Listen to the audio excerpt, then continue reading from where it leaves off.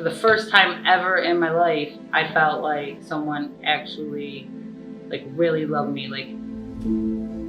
Obviously I didn't realize I was falling right into his trap, because that's what he wanted.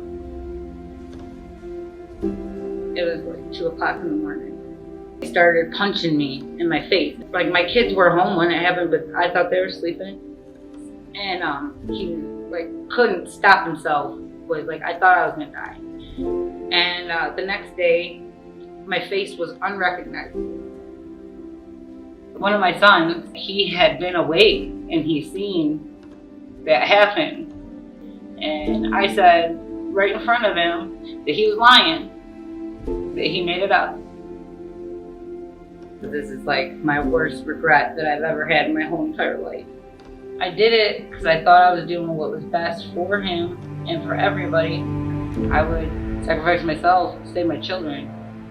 I feel like a lot of their childhood was lost because they were trying to be men faster than they should, so they could protect me.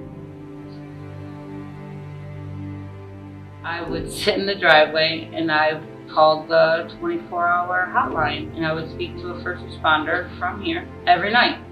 The first time I felt hope that maybe I wasn't going to die by the hands of this guy was when I would talk to First Step all night.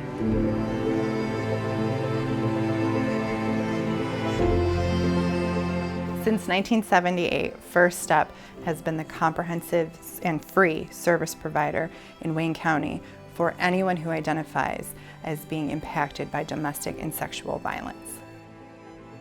The mission of First Step is to eliminate both domestic and sexual violence and to provide comprehensive services to individuals and families impacted by these crimes. We have our residential program, which includes our emergency shelter facility, our ARC, which is Animals Receiving Kindness, so that the animals can come with the families into shelter. And we also have our transitional housing program. So when the pandemic hit, First Step really had to pivot and adapt to see how we can really serve survivors, because we knew domestic violence was not going to go away. In fact, a lot of the police reports and our experience have shown that domestic violence has significantly increased during the pandemic. This has been very difficult for survivors because the isolation has been even more. And so we are very aware of that, and we are taking steps to make survivors feel as comfortable as possible in the shelter. Most survivors come to us by calling our 24-hour helpline. The first thing you're going to hear, "Hello, this is First Step. Are you safe?" If you're not safe, they're going to help you try to get to a safe place. And then they're going to help you to develop a safety plan and look at how you can keep yourself and your children, if you have children, alive, so that you can take the steps that you need. All those kinds of things are really, really critical. Survivors, they don't have to pay, they don't have to pay a percentage of their income. So all they've got to do is call and ask for help. Anything that you can imagine that would be a barrier for clients, if they name it, if we can see a way we can help them with it, it's done.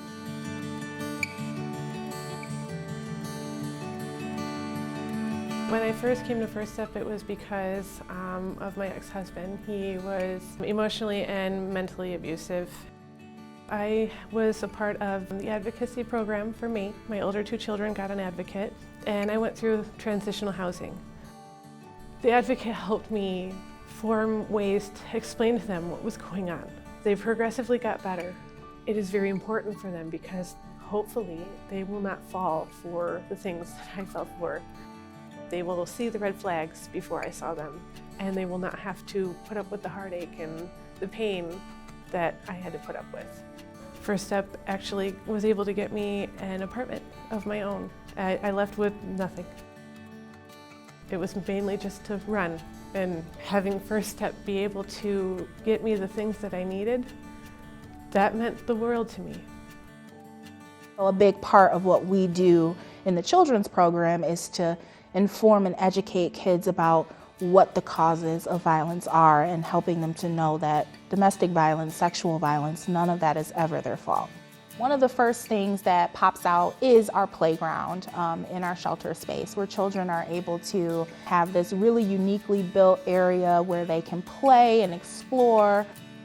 For kids, it's really important because, maybe they can't be out in the community at a normal park, but they've got this space that, feels safe for them, and they still get to have fun in the same ways that other kids do.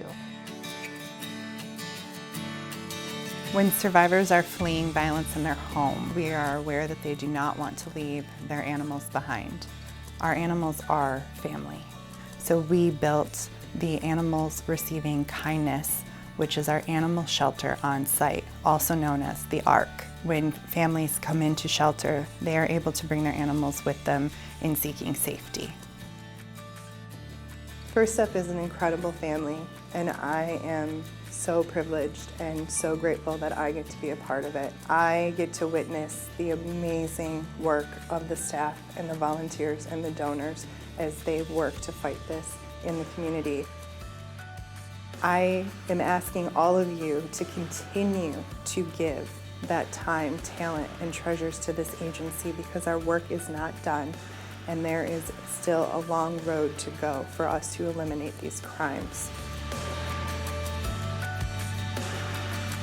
It's life-changing work that this staff is doing. They are saving lives each and every day.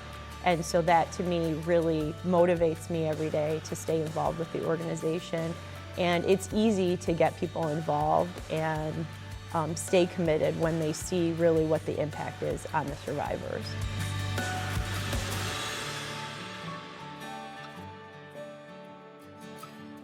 We've been working on this since 1978. As a society, it's really important for us to help people break this cycle of violence so that they can live, can be peaceful. Our motto is peaceful families and safe communities, and that's what we're working to create.